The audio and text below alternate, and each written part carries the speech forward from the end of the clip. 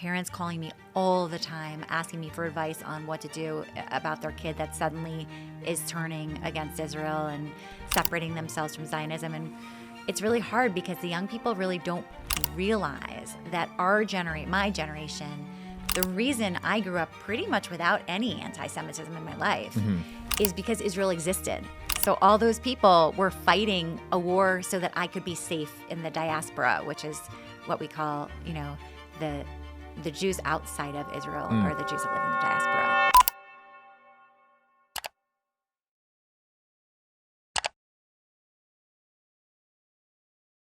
All right, guys, we got Samantha here in Las Vegas, F1 week. How was the flight over here? Oh, it's so easy to get here. 4-hour drive, 1-hour flight. Not bad. Easy peasy. So you're still in Cali? Yes, we live in Los Angeles. Nice. And we had all 3 kids in New York, and then we moved them to LA about 14 years ago. Okay. Yeah, I did the same thing. Came from Jersey to LA.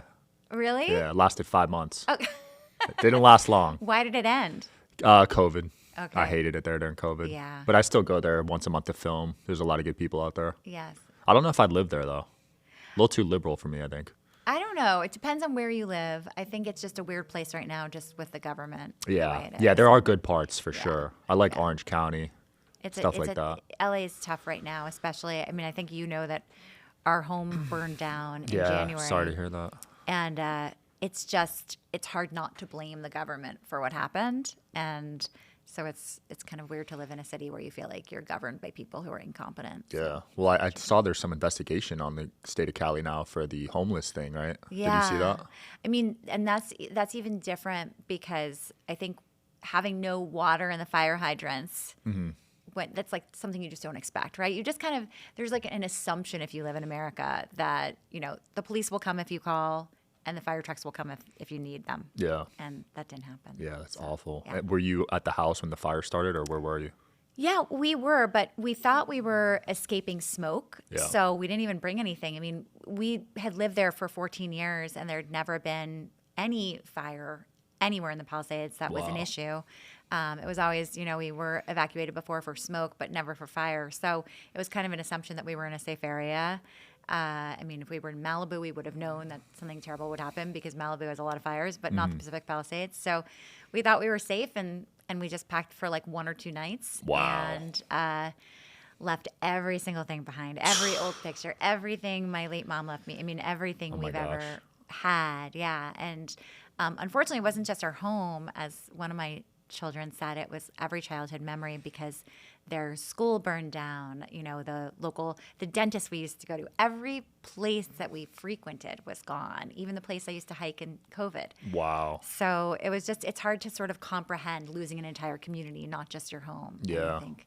Yeah. Did you want to speak out against the government after that, or how did you take all that in? I mean, I'm very much a don't live life in the past lane kind of person. I always move forward, and I had to focus on getting my family in a stable situation, living-wise, and getting everyone settled. And, I think everyone handles that kind of stuff differently, so I had to meet my kids where they were. I have 3 teenagers. And, I think there's a lot of people that are spending their time right now fighting the government on what happened, and I support them, and I've definitely done a number of Fox News appearances about it. But, beyond that, it's not something I have time for because I'm fighting another battle. Yeah, you're fighting a bigger battle, right? Yeah, exactly. Yeah, much bigger battle. When did that start? When did you start speaking out against the anti-Semitism stuff and all that? Yeah, so on October 7th, my son was actually bar mitzvahed, October 7th, 2023. Whoa. Yeah. That's crazy. So on that day, I was like in bar mitzvah land and party land. I had no concept of the gravity of what had happened in Israel. And I had a pretty nice platform at that point, social media platform. And normally the next morning I would have woken up posting really cute pictures of the party and all that stuff. And that was when I really understood the horrors of what had happened on October 7th. And it didn't feel at all appropriate to post anything but about what was going on there. And I thought I'll do that for a couple days, and then the grown-ups who know everything about the Middle East, they'll show up and take over. And they never arrived. And so I realized that I was completely unqualified to play the role of someone who would, relay what was going on, because frankly, that had never been my beat before. And so I started voraciously reading like a book a night and trying to educate myself to be the person that I had needed at that moment, which was someone who could really deliver the true news, but in a very digestible way. That's always been my goal. It's like, I'm not making it really heady. I'm not making it very academic. I'm just delivering sort of the cliff notes, or depending on your age, the sparks notes. Yeah. I used Spark Notes. Okay, yeah, spark notes on what was needed at that moment. And so that's what I still do. I wake up every day and I do my best to deliver the true news of what's going on in Israel and the fight against anti-Semitism. Yeah. And it's hard to really find true news these days in the age of social media, right? It's brutal. I mean, we are in a disinformation war, a propaganda war that's been leveraged against Israel and co-opting the minds of a lot of young people. And so for me, I've found my sources. I mean, I wake up and I go on Telegram every day, and there's a few people on there and a few outlets I trust on there. And so On Telegram, wow. yeah, so I mean, I'm really finding the news before traditional media outlets are posting it. I've Interesting. already sifted through it, and I always make sure that I always back up everything with a second source. So I'm making sure that I'm not making mistakes. I think I've made a mistake in the last 2 years, once or twice. One, I remember I had heard that the USC dean was resigning because of the way they've handled the valedictorian speaker, and she didn't resign. And I had reported that she had, because a board member had told me she was going to in the next hour, and it turned out she didn't. And then I went on and apologized, because I feel like the one thing I need to do is be honest and truthful about every piece of information I deliver, or else I can't be a trustworthy source for Yeah, people. respect. Shout out for even admitting that you made a mistake, because a lot of people won't do that, you know? I think it's so critical to do that. Yeah, I mean, and I will probably make another mistake in the future, because it's almost impossible not to, but I think every time it's important to own it. Yeah, I think if you're breaking news, there's obviously, with sheer numbers, you're going to make a mistake, you know? Yeah, and you look at like the New York Times, right? I mean, the New York Times, they've made so many mistakes since October 7th. And then when they retract something, they put it in really fine print, buried in the paper, and nobody sees it. No one. I mean, you look at what happened, I think it was about 10 days after October 7th. They announced that Israel had bombed a hospital. It was completely false. It was actually Gaza who bombed their own hospital. Hamas had bombed the hospital. Wow. But by the time they had corrected it, that lie had traveled around the world multiple times. And the war against Israel in the press had started, and they started it. And they make that mistake over and over again, and there's no one stopping them. So, and they're not policing themselves, that's for sure. Yeah. Yeah. People only remember the first headline, I feel like, That's a great way to put it. you know? True. Even if it gets proven false, it that's won't right. get as many views. That's so true. And it's much harder to chase a lie with a truth, because the lie is usually much more scintillating than the truth is. Yeah. Yeah. Yeah. So you start speaking out more and more, and I'm sure you're like losing followers, you're losing friends, right?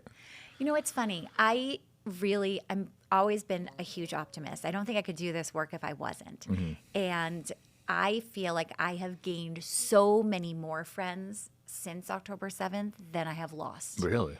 I have sort of tapped into this community of supporters and colleagues. I call them my colleagues, fellow activists. And it's funny because we all came from very different backgrounds. I mean, there is, a former actress, a former nutritionist, a former executive, a former branding expert. I mean, every one of us came from a different background, former entrepreneurs, and we've all sort of rallied around this cause. And I think you just meet the moment when you have a platform, and you have to use your platform responsibly. And we've seen so many people get in trouble when they don't do that. And I think that the least I could do is use what I have to help fight this crazy propaganda war. Yeah, that's very interesting. I love how positive you are. I think there's a shift with the age demo, because, like, for example, I've lost 500,000 followers in the past 2 months From what? from just having on pro-Israel guests. Wow. Yeah, and then you look at these charts on like what age ranges are supporting the Palestine movement, Yeah. and the Gen Z and millennials seem to favor at the moment Palestine. You know what I mean? Well, good for you. Okay, every pro-Israel person now has to go follow you. Yeah, please. I need to gain the Please, followers let's follow back. him. Yes. No, But I it's- think there's a big reward for speaking out, and I commend you so deeply for platforming voices that need to be heard, because a lot of your colleagues are not platforming us. That's true. Because they're afraid to lose followers, business, and all that. I mean, I used to be on Tucker Carlson's show when he was on Fox News a lot. Really? And I know him, and I always, had a good relationship with him. Shout out to today's sponsor, Quince. As the weather cools, I'm swapping in the pieces that actually gets the job done, that are warm, durable, and built to last. Quince delivers every time with wardrobe staples that'll carry you through the season. They have fall staples that you'll actually want to wear, like the 100% Mongolian cashmere for just $60. They also got classic fit denim and real leather and wool outerwear that looks sharp and holds up. By partnering directly with ethical factories and top artisans, Quince cuts out the middleman to deliver premium quality at half the cost of similar brands. They've really become a go-to across the board. You guys know how I love linen and how I've talked about it on previous episodes. I picked up some linen pants and they feel incredible. The quality is definitely noticeable compared to other brands. Layer up this fall with pieces that feel as good as they look. Go to quince.com/DSH for free shipping on your order and 365-day returns. They're also available in Canada too.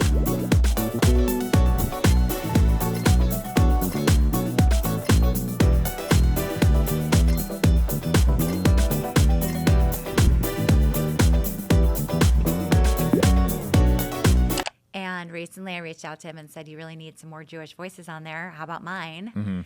And he kind of, hemmed and hawed. I'm still working on him because I believe that you have to fight within the system. A lot of people would say, "Don't even touch it," but I think if he's out there platforming all these people without pushing back on them, that makes a more hateful world. Right. And having voices that are actually delivering the truth is what's really important. I agree. I think you should have on both sides as long as they're Exactly. speaking truth, right? Truth, facts. Yeah. They're not spreading disinformation. That's what's important. I mean, and that's the tricky part, right? And that's probably the hardest part of your job. It's hard.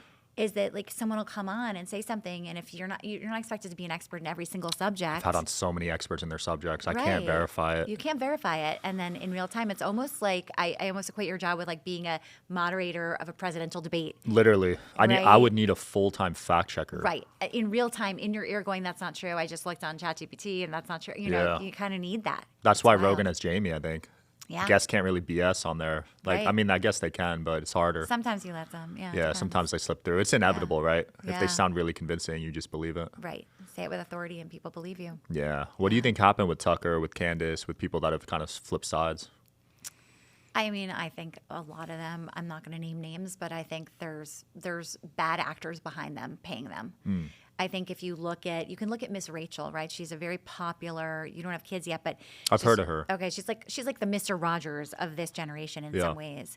She is fully bought. I mean, this woman talks more about Gazan children. She just spreads lies. Wow. They're fake children usually that she has up there in terms of like she'll use a picture and say it's a malnourished child and it's actually a kid with a terrible degenerative disease. Like she just does not care. Wow. And just peddles lies. And now, unfortunately, she's corrupted all these mothers of the kids. Like they follow her on social media and they believe her lies. Wow. And, that's happened with so many people, like at Glennon Doyle, who hosts We Can Do Hard Things with Abby Wambach.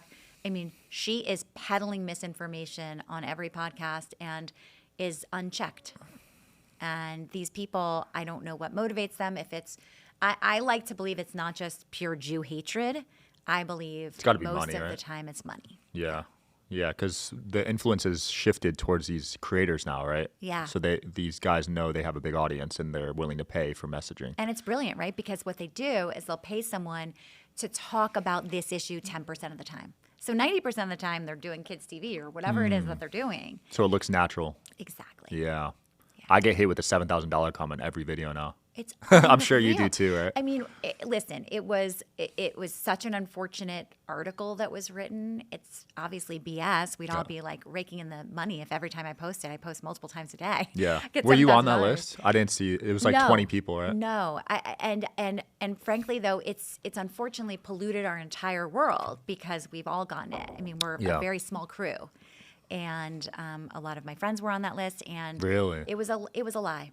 So Wow. we don't get paid for any posts about Israel. We don't get paid for posts about fighting anti-Semitism, and the bottom line is they'll use anything. So I'm not that worried about the $7,000 comment because it's BS, but every day there's a new lie about us, and you can't necessarily play whack-a-mole trying to fight every lie. Instead, you need to push through the truth. And I think one of the biggest things we can do in educating our young people is to get them to question what they're seeing. Because when I grew up, right, the institutions you could trust were the United Nations, Harvard, the New York Times. These were institutions I worshipped. Yeah. All three of those have come tumbling down. And it's very difficult to get our heads around a world where the institutions we grew up trusting are no longer trustworthy. Agreed. And then where do you get your information, right? And I can say, oh, trust me, get your information from me because I am someone who's only trying to deliver the truth. But at the same time, we should be able to trust our traditional media, our traditional press, and we really can't. I can't anymore. I used to watch the news every day growing up, CBS. Me too. And the local news, it's like it was fun, right? Yeah. And I think one of the things that we're not teaching young people is to question what they're seeing. So they're being educated at TikTok University, and they believe it. Or Twitter. Right. Twitter's a big one, Twitter, I feel like. absolutely. Yeah, Even worse, Twitter's perhaps. just nonstop. Yeah. The craziest posts. The Like, I craziest. almost don't want to scroll, to be honest. Because Yeah. it's a lot of negativity. Oh, a lot of negativity. A lot. Because the algorithm favors that. On Threads, I'm very active on Threads in rebutting people because for some reason people see your replies all the time on Threads. Really? So I Okay. feel like it's a worthy platform. I don't use of that doing one. Maybe I have to start. Oh, Threads is the best. Really? I find it way more. Is there a lot of anti-Semitism on Threads compared to X? There's anti-Semitism everywhere. Hmm. Yeah. I know they're trying to fight back. TikTok, there seems to be less, right, these days?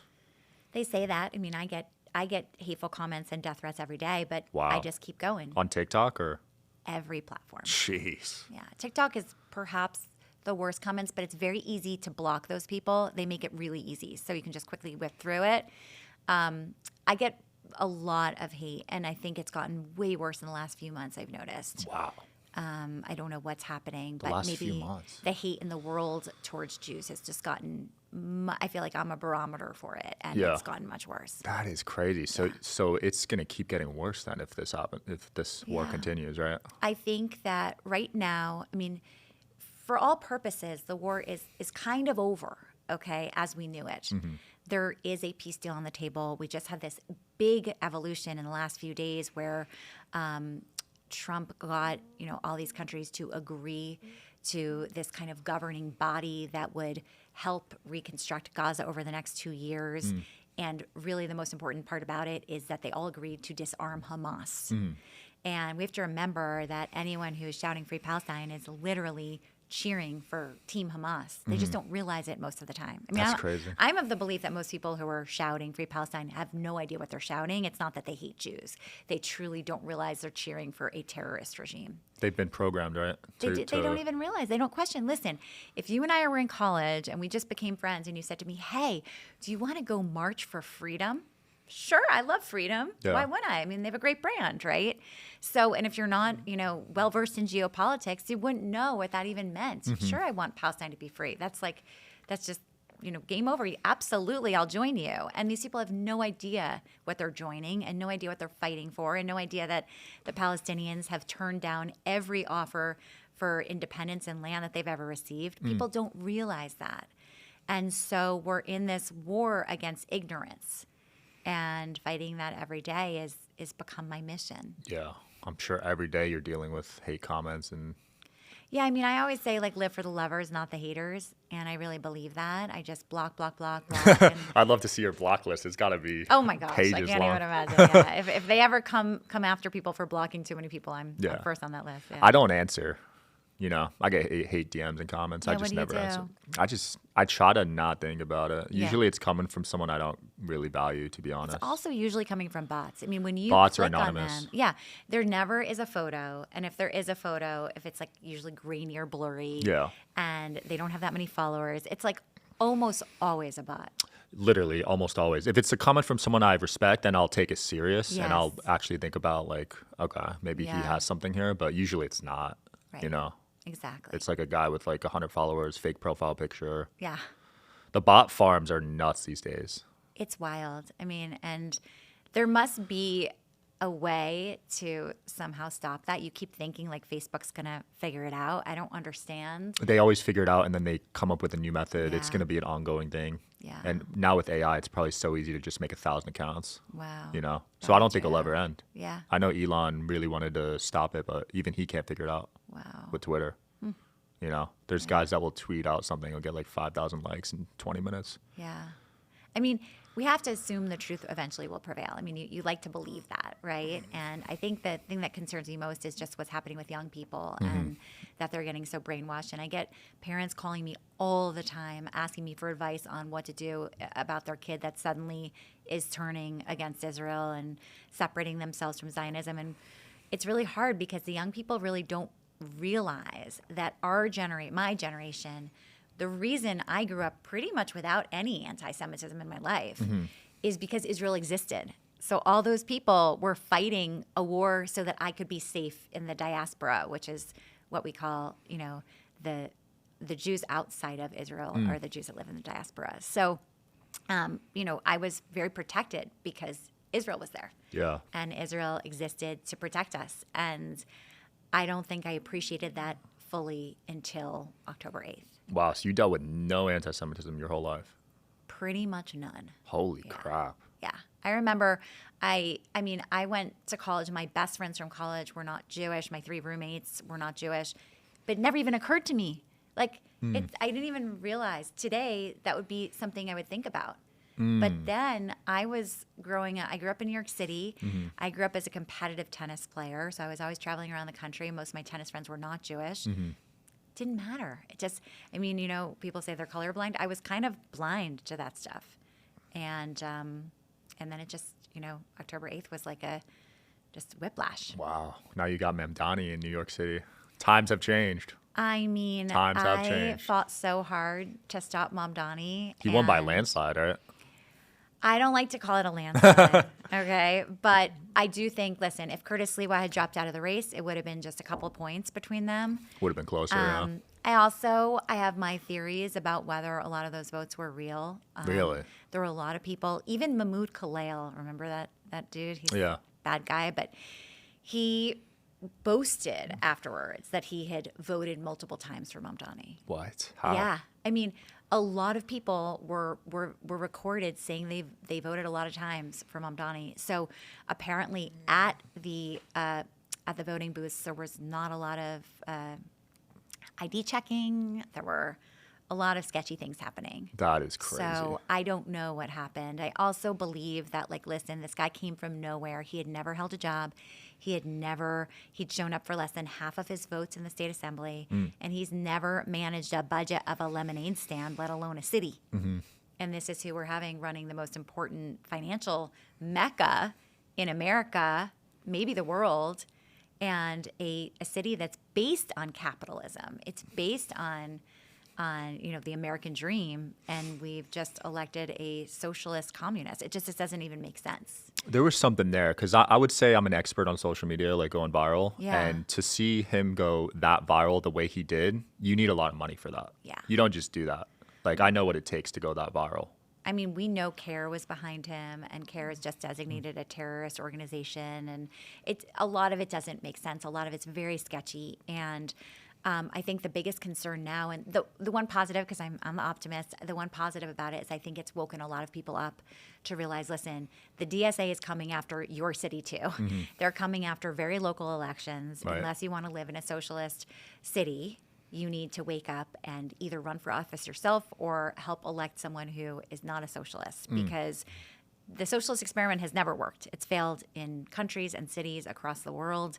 And there is no reason that we want it in our cities in America. That's the opposite of the American dream. Yeah, I wonder how it's going to play out in New York City because the top 1% pay 50% of the taxes. So if all the billionaires leave there, that's really going to hurt New York City, I think. I mean, I think it's also the millionaires you have to worry about. Like, it's the people that were doing really, really well, but they're not billionaire status. Yeah. And they're like, screw it, I'm going to the suburbs. I mean, That'll add this up, guy yeah. wants to get rid of, he wants to get rid of the gifted and talented programs in public schools. Like, how is Why that would you helping get rid of that? anyone? Right.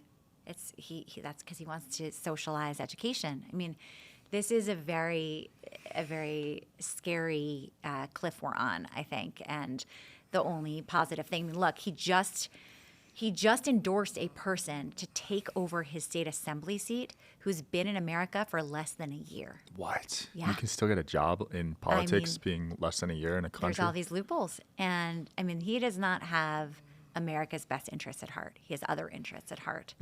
And we are seeing that. And look at his wife. I mean, I've been focusing on his wife since August. I've been obsessing over her because in August I did a video that went viral about who his wife was, because it was right on her Instagram and no press was covering it. No traditional media was covering her. But her Instagram was full of lies about Israel and the Jews. Really? So how is that someone you want to be your mayor's wife? I mean, she is now the first lady of New York City, is someone who is a blatant Jew hater, lie spreader about Israel.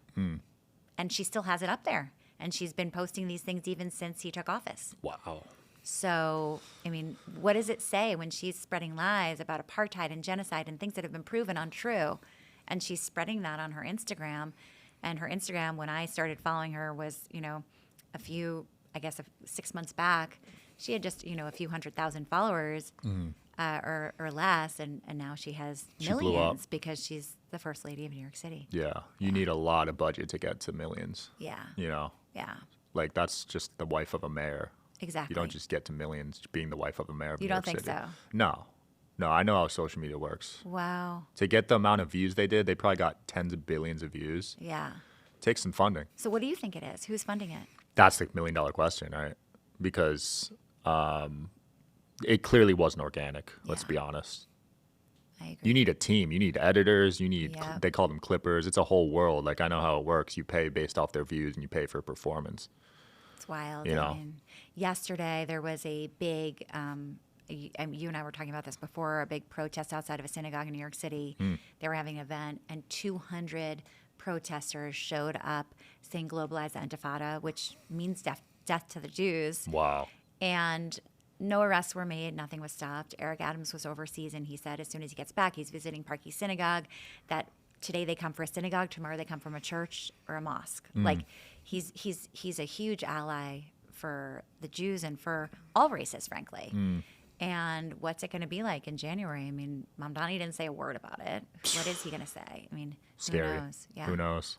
Yeah. How have you been navigating? I know you got 3 kids with sending them to public school, and I don't know if you want to share what happened with the flag at one of your kids' universities, but have you been scared to send them to public school and public universities? So my daughter goes to an Ivy League school. She did see a swastika right outside of her dorm recently. The school handled it very, very well. The president took it so seriously and right away announced it to the whole school. She wanted everyone to know, the entire community, that this is not tolerated and that we will find this person. She was working with police on it. So the rapid response honestly made Jewish students at her school feel safe, and that's what is needed. And I think what we saw at so many Ivy League schools, Columbia, where Mamdani's father is an agitator, professor, activist against Jews. I mean, they're not stopped. They've gone on unchecked. All these encampments. I mean, look, kind of like what we were saying. They all have these beautiful uniform tents at all these schools, and that's because they are paid for by a much larger organization than the students, right? Students for Justice in Palestine is a group that is now on campuses across the country. And we know that it has ties to the Muslim Brotherhood. Wow. And it's not registered as a nonprofit.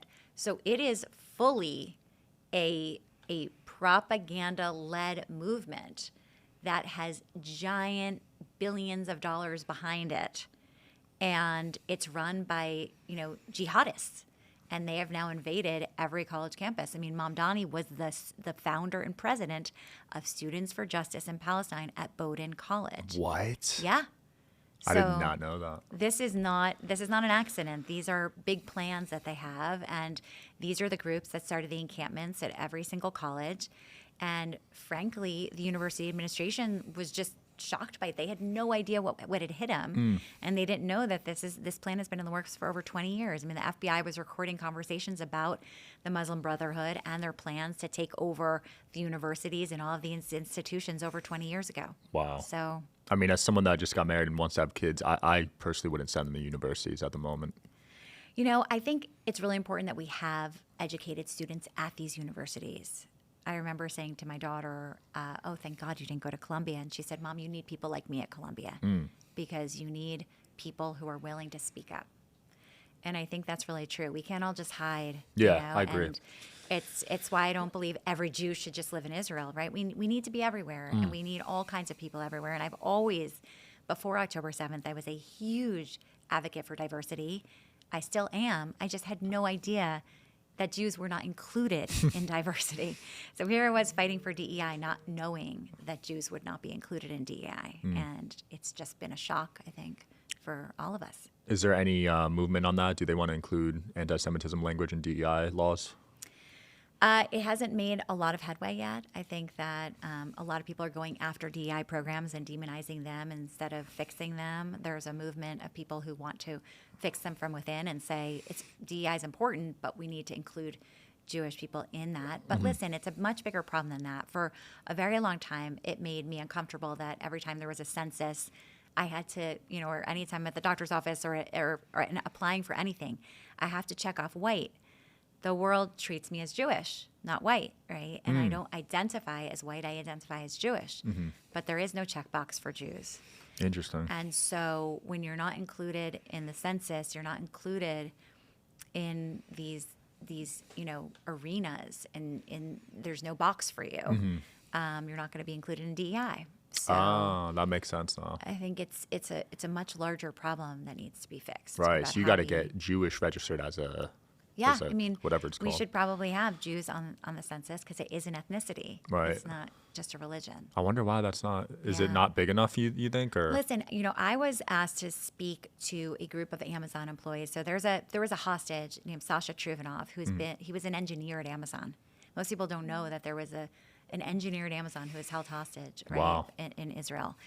And he was there for a very long time. And I became an active fighter for his release. And his story touched me so much. I'm happy to say he is now out. He just got engaged to his beautiful fiance, and they're incredible people, actually. But he, at the time, Amazon employees did not have an employee resource group. So I don't know if you're familiar with employee resource groups. A lot of corporations now, Fortune 500 companies, all have employee resource groups. And these resource groups are for women employees. They're for, they might have one for Black employees. They might have one for LGBTQ. They might have one for Muslim employees. For Catholic employees, they have them for different affinity groups. So the Amazon Jewish community had for years asked to have a Jewish group, and they were shot down because Amazon said Jews are a religion and we don't have religious groups. So sorry, I misspoke about Catholic. Amazon would not have had a Catholic group because they didn't have religious groups. Okay, so the Jewish employees said, but we're an ethnicity. We're not just a religion, and it fell on deaf ears. And then they have one of their colleagues taken hostage, and they need a community more than ever before. Right. And they still wouldn't allow them to have an employee resource group. So instead, all they had was a Slack channel. And the problem with that is they had no budget. So they contacted me and said, will you please come speak to our group? We have no budget. And I said, of course I will. When we agreed that I would speak over Zoom. And I felt terribly for these people. And a week before I was scheduled to speak, the Human Resources Department contacted them. I guess there was a mole in their Slack channel, and said, she's too controversial. You can't have her speak here. Wow. So the response was, that's ridiculous. There's nothing controversial about Samantha Ettus. And they said, yes, there is. And so they said, okay, what we'll do to compromise is Samantha will come on and she will do a Zoom with you, but more of like a webinar thing. And an HR person will watch it and decide whether it's acceptable for you to release to the employees. So I did that, and they watched it and said it was too controversial. No way. Yes, and all we were talking about was anti-Semitism and Israel. What? And Sasha, the hostage. It was wild. Then, cut to 2 months later, guess who they have speak? Sasha. Macklemore. Huh. Macklemore is a known anti-Semite. Yeah. And they had him speak at Amazon. So the New York Post went crazy over it. Like, they won't let this anti-Semitism fighter speak, but they'll let Macklemore speak. That is weird. Just because he's a celebrity, probably. Just because he's a celebrity. But it was clearly, there was someone there who everyone gets very scared when you mention anti-Semitism. Everyone gets very scared when you mention Israel. And I think it's an example of how the propaganda has worked. Yeah. Well, I think you've probably dealt with big brands in the past. They're always walking on eggshells, right? Yeah. They don't want to like make any risky moves because they got a reputation. Well, and what's considered risky is what's so disturbing, right? Because it should be risky to have an anti-Semite like Macklemore speak at your company. Right. So how did we get to a place where that's not risky, but I am? Yeah, there's been a culture shift, right? Yeah. A lot of programming. Like you said, it's been a long game. Yeah. They've been working at this for decades. Yeah. And, and I think it's just, we just need more voices. And you and I were talking earlier about, celebrities speaking out. And I think it was in January, right after October 7th, that I was frustrated by the lack of voices speaking out. And so I started approaching celebrities because I knew how little it would take to make Jewish people feel supported. All it would take is a celebrity saying, I am Connie Britton and I stand against anti-Semitism. I am Rob Lowe and I stand against anti-Semitism. That's all it would take. It wasn't, I'm Pink and I stand against anti-Semitism. So I started approaching celebrities and asking them to say that. That was it. That was all I asked for, that one line. And a lot of them said yes, and we started making these videos, and it really made people feel so comforted to know that there were people standing with them. And then about 100 celebrities in, I hit a wall, and no one else wanted to speak out. And I think it probably is perceived today as harder to speak out than it was even then. Oh, yeah. that's Like I just said, I've lost 500K in the past 2 months. Imagine such a these shame. celebrities I'm you're going to get them talking. back for you, Sean. Okay, that's my mission. I'm playing the long game, so I'm Yeah. not too worried about it. I might even lose 500,000 more, who knows? But like, imagine these celebrities you're talking to. They have 10 times the followers I Yeah. have, so they would lose millions. I mean, it's just such a crazy thing, though. It's like if you're not speaking out now, then like this is our time, right? There were just a couple years before World War II happened, and it was the silence that allowed 6 million Jews to be killed. It was just everyone thinking, well, if I stay silent, I'm okay. Even Jewish people thinking, if I support them, I'll be okay. And if you had even the smallest bit of Jewish blood in you, you were not okay. Or Yeah. if you were an ally to the Jews. So Yeah, silence doesn't work, right? I mean, this is the time to speak out. If people are ever thinking of speaking out, I implore them to speak out now, because this is the time when we need more voices. Yeah. I commend you for your bravery. I was even trying to set up a debate for you to Yeah. speak out. I think it's important to have both sides speak as well. Yeah, I'm happy to debate anyone. Have you done debates before? Or? I used to be on shows like The O'Reilly Factor. I don't even know if you were born. I heard of it. Like the Fox News debate show. I used to do a lot of that. Yeah. But I'm very comfortable with it. So yeah, if anyone wants to bring it on, I once debated this guy, Gavin. What's his name? Gavin McInnes? Yes. I was on his show I've seen debating him. Yeah. About Israel or something else? No, it was about women. Okay. He was a big sexist. Yeah. Really? Yeah. Oh, wow. I got to watch that. That was a long time ago. Yeah. Is it still up? I don't even know. It Okay. was only available to his subscribers. Oh, but, he paywalled it. Yeah, he paywalled all of Damn. his stuff. Yeah. Wow. I feel like debates are back. Pierce Yeah. Morgan's crushing it right now. Yeah, he is with the debates. Yeah, for you sure. should get on there. Yeah, no, I should. He doesn't listen. Yeah, no denying that. He doesn't really usually let people talk, but it doesn't scare me. Yeah. From a host point of view, it's hard because he's got like 5 guests Yeah. at once. It's already hard to have one person, Yeah, I mean, I think you're giving him the benefit of the doubt. I think am a little bit. He definitely lets certain people speak and certain people. He has not his speak. favorites. Yeah, for he sure. definitely has his Yeah. favorites. Yeah. But what do you think overall about debates? Do you think they're good or no? I think it's great to have debates because I think right now we're in an era where there's so much disinformation and Yeah. it's so intentional that most people only hear one side. So sometimes the debate will bring one side listening when they never would have listened because their true. favorite person is up there debating. So they're actually listening to both sides. Right. So that's why I like debates. It's not because of the attention. It's because it brings in a new audience of people that might not ever hear a perspective if it weren't for the fact that you're debating someone that they worship. Agreed. Definitely agreed. What's the biggest disinformation you're seeing right now on social media? Well, I think that this issue of Zionism is not anti-Semitism. It's very intentional campaign from the Jew haters, and it's ridiculous. And the reason it's so ridiculous is because Imagine if you said to an Indian person, I really love Indian people, just wish India did not exist. Right? I mean, how ridiculous are they? Oh, I love Pakistan, just Pakistanis just wish Pakistan didn't exist. Or I love the French, just wish that whole country didn't exist. That doesn't happen. It would be absurd. And so it's absurd to say to Jewish people, I love you guys, just wish that whole country just didn't exist. People are saying that? That's what anti-Zionism is. They're just saying they don't believe Israel should exist. Wow. Like the And whole country. The whole country. I mean, listen, from the river to the sea, what that means is we want you all dead from the river to the sea. That's it. So, I mean, all of these phrases that sound cute and catchy, they're about the annihilation of Jews. And then it brings us back to the Free Palestine movement. Palestine has had so many opportunities to have their own land, to have their own independence. And the reason they have said no every single time is because they don't want to live side by side with the Jews. So they're never going to reach an agreement. They want then. one state. They want their state, and that's it. But And that it's- wouldn't work. Ironically, the Jews have wanted two states for so long, but every time they've offered it, it's been turned down. Even as recently as when Bill Clinton offered it to Yasser Arafat, and Yasser Arafat turned it down. I mean, they did, and then he went on an escapade of violence against the Jews in Israel. So. I mean, this is a long history, but they do not want. That's why it's so ironic that all these countries and these ignorant fools who are just following what they see on social media, thinking that they're fighting for a free Palestine, that they're fighting for a two-state solution, when the people they're fighting for don't want two states. Right.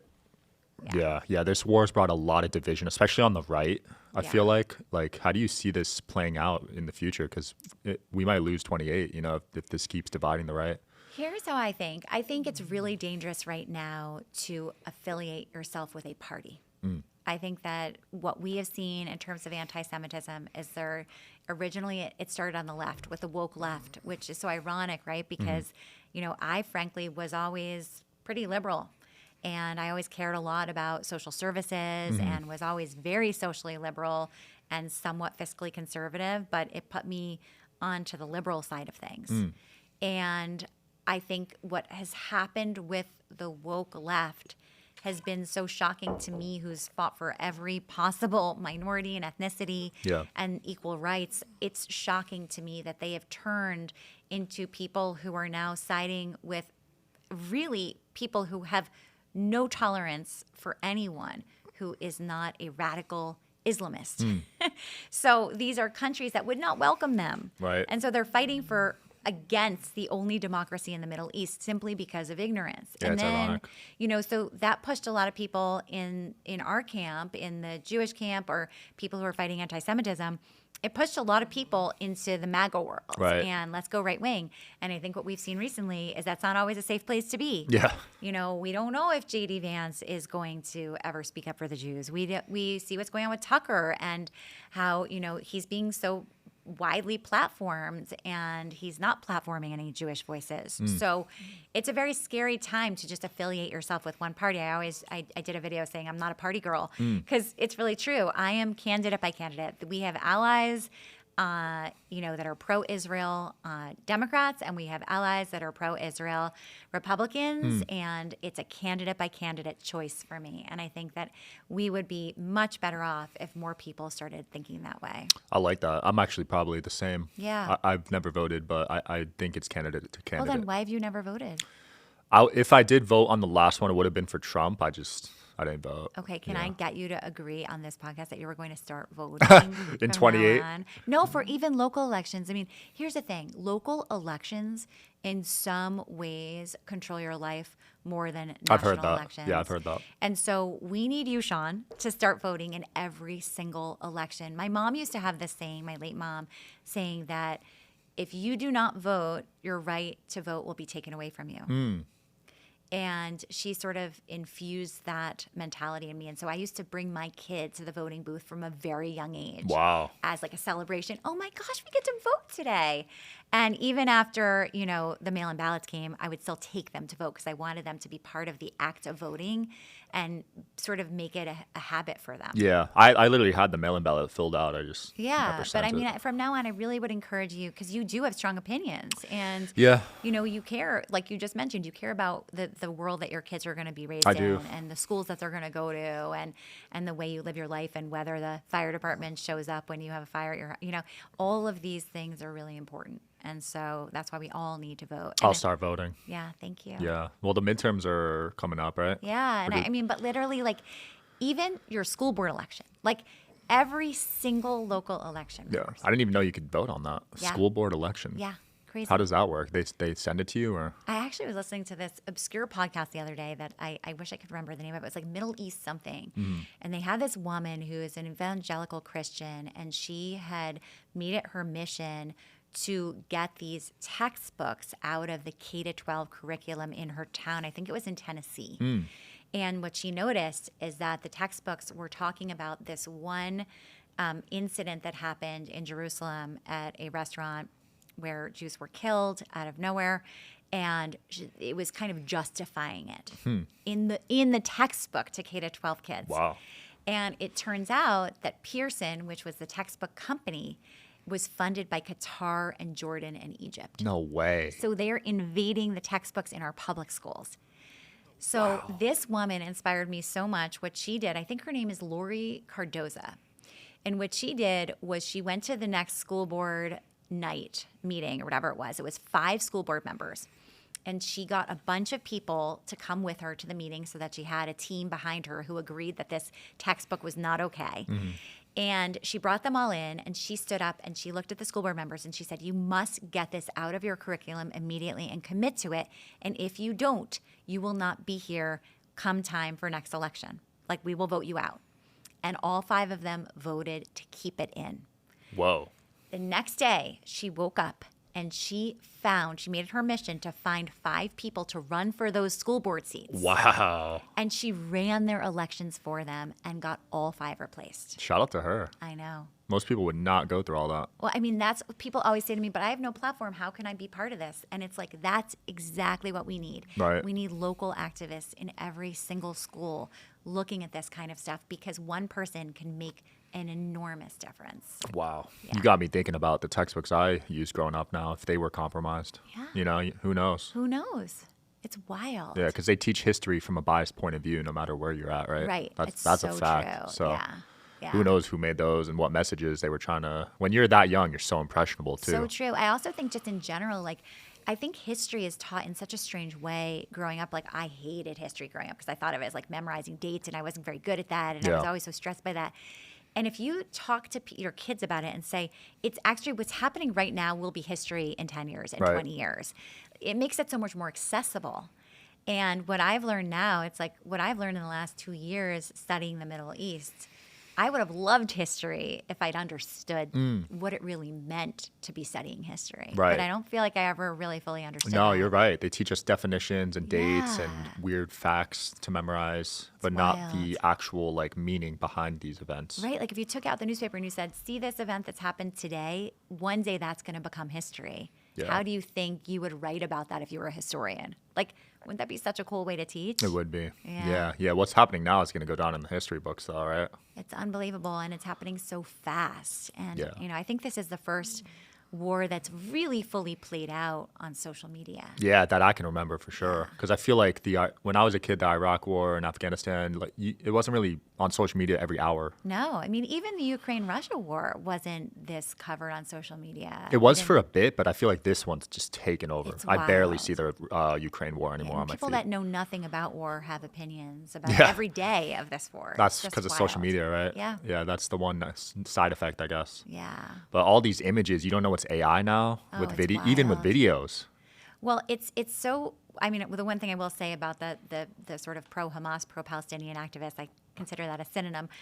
They are so smart about what they do. They kind of come up with a new campaign every month, so you could constantly be chasing what they're coming up with. But Right. I know if you remember a few months ago, there was this giant campaign about malnutrition and hunger in Gaza. Yeah, I remember that child photo. And it was. I think at the end of the day, if you look back, less than 100 people died of hunger in Gaza over that entire time, and more people in America died in hunger during that time. Wow. Died of hunger. But people became completely outraged over these images. And then when people dug into those images, they found that most of the images were of kids who had pre-existing conditions. They weren't actually hungry kids. I remember that one, And they yeah. were staged. But again, that lie traveled around the world before the truth came out. Yeah, I remember that one. I remember the one on the first aid, how they were setting up traps with the first aid they were Yeah. providing. The genocide one. I mean, it's wild. I mean, if there was a genocide, it's the genocide that's been carried out against the Jews on October 7th. Yeah, right? when you break down I just had Dimitri on, Yeah. who you met, the ratio of civilian to soldier, it's 1-to-1 according It's to the him. so- lowest of any war in history. Yeah. It's wild. It's the lowest civilian to combat ratio of any war in history. And, unfortunately, Israel is fighting a war, or was right now, was fighting a war against people that don't wear uniforms. Right, so it's hard to tell. And so they're intentionally blending in with the civilian population. Right. So they're hiding underneath in tunnels while they have the civilians living above.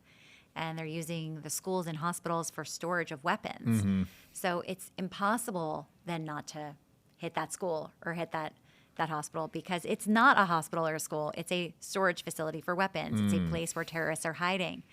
And you see this play out, and it's so brilliant because then in the press they can say, Israel hit a hospital, and it's Israel hit a school. And they're not expressing what they really are, which is terror locations. Right, you don't hear that They're part. hubs of terror. They use people's emotions against them, right? Because For they see this sure. headline of hospital bombed. Yeah. People immediately start thinking of sick people, of children, of newborns, right? That's right.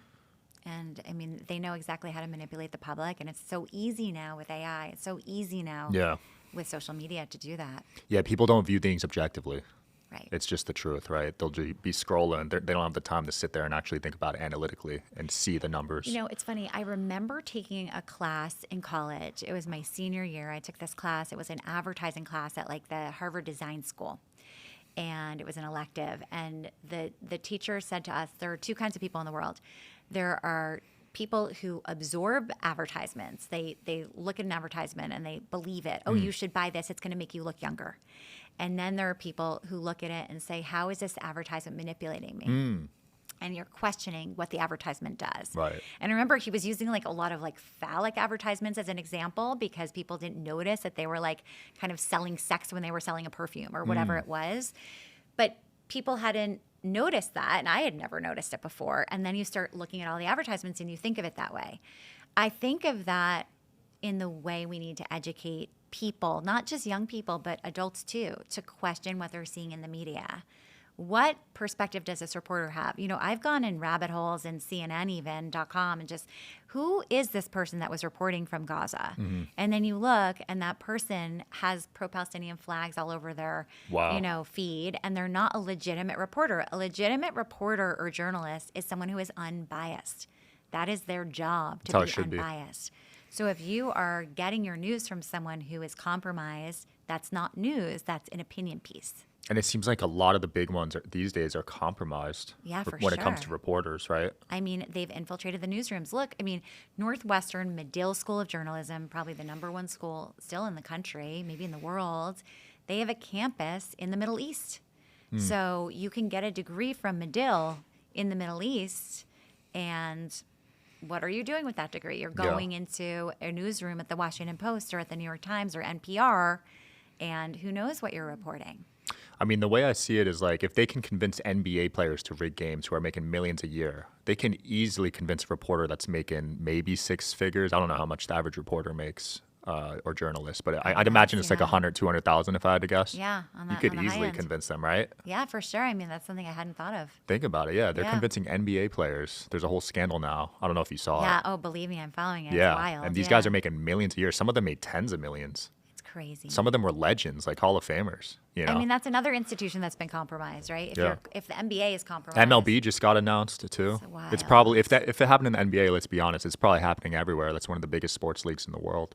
It's just really sad. Yeah. I mean, what do you believe? What's true? What's Exactly. not? So podcasters are definitely compromised. Reporters, it's just money talks, right? I mean, in many ways, your podcast is an example of the truth, because you're platforming what you believe are two sides of different topics, Yeah. right? So that can't be said for a lot of the articles. I mean, look, most articles, when you read an article in any news outlet about the Israel-Hamas war, you are seeing a quote from the Gazan Health Ministry, Wow. which is code for Hamas.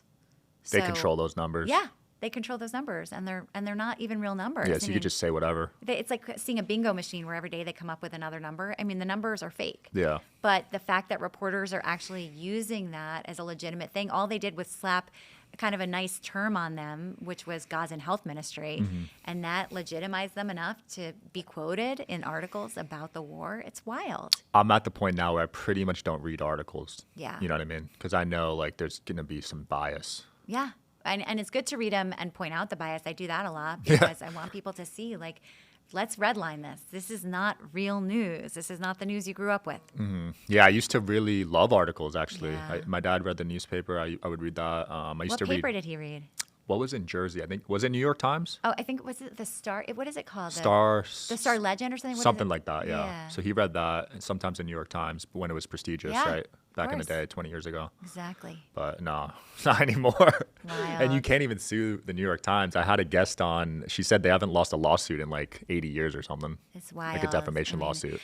I wish it was seen as forbidden in terms of like morality to work at the New York Times or to advertise in the New York Times, because I think that would really hit them. Yeah. Well, they're not profitable, right? I know a lot of newspapers are struggling. Yeah, I So mean, whoever's funding them is just. I don't know. I think that they are profitable because of their online numbers Oh, okay. and their advertising, but they shouldn't be because they're not anything like they used to be. Yeah. Well, I knew Bezos when he bought that one newspaper. He bought the Post, Post. Washington They Post, weren't yeah. profitable, I Yeah. believe. So I'd imagine a lot of them are struggling. But You're probably right. people probably see it as a way to spread propaganda, so they don't even care to For make money, sure. right? Yeah. I mean, I think that they're the number one spreaders of propaganda, a lot of these outlets. Yeah. Them It's and because the they have United that. Nations. Yeah. Well, they had that reputation for so long of being great. Yeah, So- I mean, I felt a little bit heartbroken by the New York Times in the same way I did from my college. It was like both of them broke my heart. Yeah. you I've know? had a couple hit pieces on me, not from them, but a couple of really prestigious, sites Really? just for having on certain guests. Wow. Yeah. Wow. Yeah. Which guess? Tate, Andrew Tate, Okay. mainly him. I mean, how do you feel about Andrew Tate's? I guess here's the problem, right? It's like Tucker's getting blasted for having Yeah. Nick Fuentes on, Yep. but not pushing back on him. I saw that. Yeah. Yeah. What do you And think about that? Here's the thing. When you had Nick Fuentes on, I've listened to a lot of your interviews, Mm. and I think you're very honest about where, I always joke, I have a knowledge gap about that area Mm-hmm. or whatever. You are very honest about, that's not my area of expertise. Like, I don't necessarily know enough to push back when someone's Yeah. saying a fact that they're acting like it's a fact. I and would just don't look know. dumb if I Right, tried, Right, yeah. exactly. Tucker has historically been a journalist. He was considered a serious journalist, Right. and he was very proud of that moniker. And so you can't parade yourself out there like Katie Couric too. She does the same thing. She was always a serious journalist. That was how they got their start. So as a serious journalist, it is your job to push back on someone that is spreading lies and propaganda. And Tucker did not do that. He didn't, but he did it with Ted Cruz. Correct. So I think he picks and chooses, He picks right? and chooses. I think In he fact, saw yes. Fuentes is on a meteoric rise, and he was a little intimidated by his audience. I asked him about it. I Yeah. texted him about it, and I asked him about it, and he said, "Well, he's a blogger, so it's different." Fuentes is a blogger. That's how he described. He's not a him. blogger. I mean, he's leading a movement. That guy is like, Correct. That guy's That like- was how he justified it.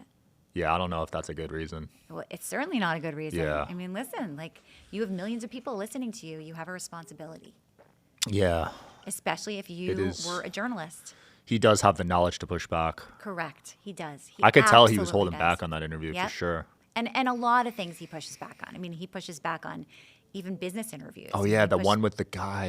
That one was crazy with Which- the AI guy. Oh, with Sam Altman? Yeah. Yeah. He's he basically- was so tough on Sam Altman. Yeah, Like, why aren't you that tough on Nick Fuentes? that's what I mean. He picks and chooses, Yeah. right? Sure. Yeah. And he knew what he was doing. Candace kind of pushed back on Fuentes, right? I mean, I didn't see that Oh, one. you didn't see that one? No. she pushed back. They don't like each other right now, but she's on a whole nother thing with the whole Charlie stuff going on. I mean, I don't know if you've been I following that. have been following it. Yeah. She's Very actually the closely. number one, based off downloads Yeah. right now. She's the number one podcast in the world. 3.5 million downloads per episode. Hate sells. Yeah. Well, I think any sort of drama just sells, Right. right? Right. It's crazy times we're in. I mean, but it's funny because like drama is the Real Housewives. Drama should not be at the expense of a population of people being endangered. And so I think we need to differentiate and not let someone like Candace Owens off the hook for drama. I mean, she's spewing hate, and that hate is dangerous. Yeah. Yeah. What do you think of the whole Charlie narrative going to, like, they were blaming Israel? I don't know if you saw that, but Of course I saw that. I mean, listen, they'll blame anything on Israel. Everything is Israel's fault. That's what they do. Yeah. So it was natural that Charlie Kirk's death, which had nothing to do with Israel, would be blamed on Israel. Yeah. I mean, it's ridiculous. But listen, that's par for the course. That's the whack-a-mole game that we are now part of. And I think the more oxygen we give those lies, the longer they last. that one didn't make sense to me because That one was so he was It pro-Israel. was so ridiculous and so bogus. But listen, that's what people will do. I mean, conspiracy theorists are everywhere. Yeah. And in this day and age, it's easier to be one than ever before. I would say with my age generation, a majority of people are conspiracy theorists, like more than not. Well, by the way, how could you not be when your media is lying to you? Yeah. So we're that's going to skeptical. make you, you're going to be a cynic. But unfortunately, as we were just saying, like a lot of them are not cynical about the right things. Right. So if there's a TikTok video, they'll believe it. But if their professor's saying something, then they might not. So it's very True. complicated. Yeah. I think that we're not arming students with the means to differentiate between the truth and fiction. They're going to have to figure it out because with AI, it's going to get worse. Yeah, for It's sure. going to get a lot worse. It should become a big part of education. They should teach discernment. Yeah, there should Yeah. be classes on it immediately. Absolutely. Even myself, I struggle sometimes discerning, and I would say I like take the time to do proper research when I have a Yeah. guest on. It's tough. Well, it's hard. Even like Wikipedia is compromised. Oh right? yeah, I mean, never use Wikipedia. A lot of people use it. I Hell mean, no. It's crazy. Really? Oh yes, They value Wikipedia? a lot of people do. Students all the time are using Wikipedia. What? That's just- crazy to me. Yeah, You can type whatever you want on there. of course you can. If you know a high up editor there, you can tell him to type whatever you want about someone. Well, and there was a whole thing about how so many of the editors were anti-Semitic and they were posting a ton of propaganda about Israel. Yeah. And A lot of them are on the left too. yeah, If you look at like people on the right, they don't say the best things on Wikipedia about them usually. yeah. I mean, I think that as we saw now, I mean, you friends on the right, enemies on the right, friends on the left, enemies on the left. I think Yeah. it's case by case. Yeah, I agree.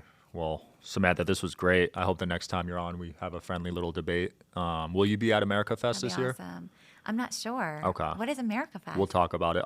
It's Charlie Kirk's yearly event, Turning Point's yearly event. the one that I saw that last year. Yeah, it's a really good lineup. Oh, that sounds amazing. Wow, Yeah. I hadn't planned on it, but maybe I should be. Yeah, maybe I'll set up a debate for you there. But where can people find you, support you, and everything?